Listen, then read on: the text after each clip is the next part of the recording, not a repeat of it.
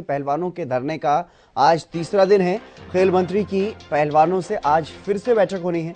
कल बेनतीजा रही थी बैठक, ये बड़ी खबर आपको बता रहे हैं और आज एक बार फिर से बैठक हो सकती है। खेल मंत्रालय ने कमेटी बनाने का सुझाव कल दिया था। कल सरकार से बातचीत के बाद खिलाड़ियों ने चेतावनी दी, एक प्रेस कॉन्फ्रेंस करके ये मांग की कि फेडरेशन को हर हाल में भंग किया जाना चाहिए और साथ ही साथ WFI अध्यक्ष के खिलाफ FIR दर्ज किए जाने की भी बात खिलाड़ियों ने कही थी, पहलवानों ने कही थी अपनी प्रेस कॉन्फ्रेंस में।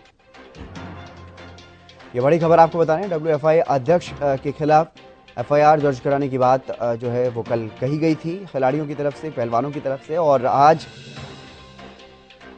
ये बड़ी खबर आपको बता रहे हैं, तीसरा दिन हो गया है आज इन पहलवानों का जो धरना प्रदर्शन चल रहा है दिल्ली के जंतर मंतर पर, और लगातार इस धरना प्रदर्शन को समर्थन मिल रहा है। खापों का भी समर्थन मिल रहा है और अन्य संगठन जो हैं वो भी समर्थन दे रहे हैं और अलग अलग खेलों के जो विश्व स्तरीय खिलाड़ी वो भी समर्थन में खिलाड़ियों के। ये बड़ी खबर आपको बता रहे हैं, दिल्ली में पहलवानों के धरने का आज तीसरा दिन है। जंतर मंतर पर धरना पहलवानों की तरफ से दिया जा रहा है। विश्व स्तर पर भारत का नाम रोशन करने वाले खिलाड़ी धरने प्रदर्शन पर मजबूर हैं और धरना प्रदर्शन कर अपने ही खेल के संघ यानी कि रेसलिंग फेडरेशन ऑफ इंडिया के अध्यक्ष ब्रजभूषण शरण सिंह पर गंभीर आरोप खिलाड़ियों की तरफ से लगाए गए हैं। उन्होंने कहा कि संघ सिर्फ और सिर्फ परेशान करते हैं, फेडरेशन सिर्फ और सिर्फ परेशान करती, मानसिक रूप से प्रताड़ित करती है खिलाड़ियों को।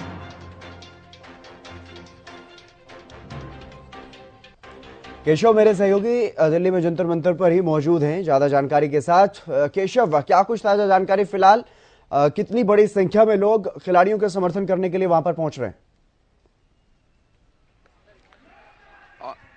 बिल्कुल हिरेंद्र, मैं आपको बता दूं लोगों की संख्या काफी बड़ी है और पहलवानों के पहुंचने का सिलसिला जो है वो भी जारी है।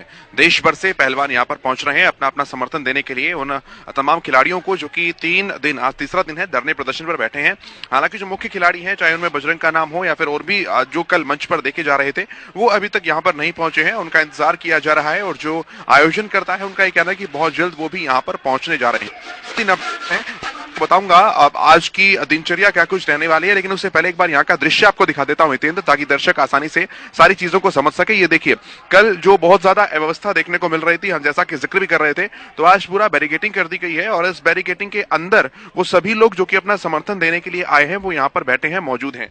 ये सफेद जो बैरिकेड्स आप देख रहे हैं, इसके ऊपर जो पर्दा ढका है, इसके इस पार सभी वो पहलवान बैठे हैं जो कि मुख्य मंच बनाया गया है और जो इस मंच पर बैठे हैं अपना धरना प्रदर्शन दे रहे हैं। सभी पहलवानों को आप देख सकते हैं, ज्यादातर महिला पहलवान जो है वो यहाँ पर बैठी हैं और इस मंच के पीछे की तरफ जो आयोजन करता है, जो कि व्यवस्थाओं को देख रहे हैं, वो सब लोग खड़े हैं और इस तरफ ये सामने जो मंच के हैं वो सब वो बैठे हैं जो कि अपना धरना प्रदर्शन में समर्थन देने के लिए पहुंचे हैं। तो ये यहाँ का दृश्य है। कल बहुत ज्यादा जो व्यवस्था देखने को मिल रही थी, मीडिया को भी खड़े होने के लिए कोई गैलरी नहीं थी, कोई जगह नहीं मिल पा रही थी, पहलवानों के बैठने के लिए भी कोई खास व्यवस्था नहीं थी। आज उन सारी चीजों को बहुत अच्छे तरीके से सिस्टमैटिक कर दिया गया है, दुरुस्त कर दिया गया है और बड़ी तादाद में लोग लगातार यहां पर पहुंच रहे हैं। दो तीन और भी बड़ी बातें हैं। एक, इस बात के ऊपर नजर है सभी की कि आज जो खेल मंत्रालय के अधिकारियों के साथ बैठक होनी है तमाम खिलाड़ियों की, उस बैठक में क्या कुछ चीजें निकल कर आती हैं। और इसके अलावा ब्रजभूषण शरण सिंह जो कि केवल एक बार जिन्होंने प्रेस कॉन्फ्रेंस की थी इस मामले पर, कल वो पूरे शांत रहे थे, आज वो भी अपनी प्रेस कॉन्फ्रेंस करने जा रहे हैं। उत्तर प्रदेश में गोंडा में जो उनका आवास है वहां पर वो प्रेस कॉन्फ्रेंस करेंगे। साहिल जी हमारे साथ हैं, इस मंच का जो आयोजन है साहिल जी संभाल रहे हैं। साहिल जी, कब तक पहुंचेंगे पहलवान, सबसे पहले बताइए। अभी पहलवान कुछ ही देर में 20 से 25 मिनट में यहाँ पहुंच जाएंगे और सब ठीक है। अभी क्या कुछ चल रहा है, मतलब आज क्या कुछ आगे की रणनीति है, अगर इसके बारे में जानकारी आप बता पाए तो। अभी रात को केंद्रीय मंत्री जी से बात हो चुकी है, अनुराग ठाकुर जी से, उन्होंने आश्वासन दिया है और पहलवानों के हित में ही फैसला जाएगा, पहलवानों के हित में भी, और जो सच होगा, जो गलत हुआ उसके खिलाफ फैसला जाएगा और जो सच होगा उसके पक्ष में फैसला। बताया जा रहा है कि पहलवान जो है वो डटे हुए हैं, अड़े हुए हैं अपने मांगों के ऊपर, उसमें बिल्कुल एक स्टेप बैक छोटा सा भी करने को तैयार नहीं है। बिल्कुल पहलवान सत्य के साथ खड़े हैं और पहलवान डटे रहेंगे तब तक इंसाफ नहीं मिल लेता खड़े रहेंगे और फेडरेशन भंग होनी चाहिए। हमारे पहलवानों की, बजरंग जी की और साक्षी जी की, सभी की यही मांगे, फेडरेशन भंग। कल हम देख रहे थे बहुत ज्यादा व्यवस्था थी, पहलवानों के लिए भी बैठने की बहुत ज्यादा जगह नहीं थी, आज चीजों को सिस्टमेटिक किया गया। आज सुबह जल्दी आकर के, जैसे मैनेजमेंट में है कुछ लोग, तो सुबह आकर के सिस्टमेटिक पुलिस का सहायता से सिस्टमेटिक किया गया, क्योंकि कल अव्यवस्था हो रही थी। जो छोटे छोटे बाल पहलवान आए थे, जो भी था, मतलब मीडिया वाले साथी भी दुखी थे। आज आप देख सकते हैं, बिल्कुल भाई साहब, मैं चाहूँ आप दिखाइए, व्यवस्था के साथ बैरियर लगा करके अंदर पहलवान आराम से बैठेंगे। तो ये व्यवस्था देखने के बाद तो ऐसा लग रहा है साहिल जी जैसे किसी लंबे धरने की तैयारी चल रही हो। अगर सरकार ध्यान नहीं देती, सरकार ध्यान देगी, अवश्य देगी। पहलवानों के ऊपर सरकार ने सदैव ध्यान दिया, आदरणीय अमित शाह जी ने, मोदी जी ने ध्यान देगी। लेकिन हाँ, अगर कहीं ढिलाई बरती गई तो यहाँ फैसले तक डटे रहेंगे।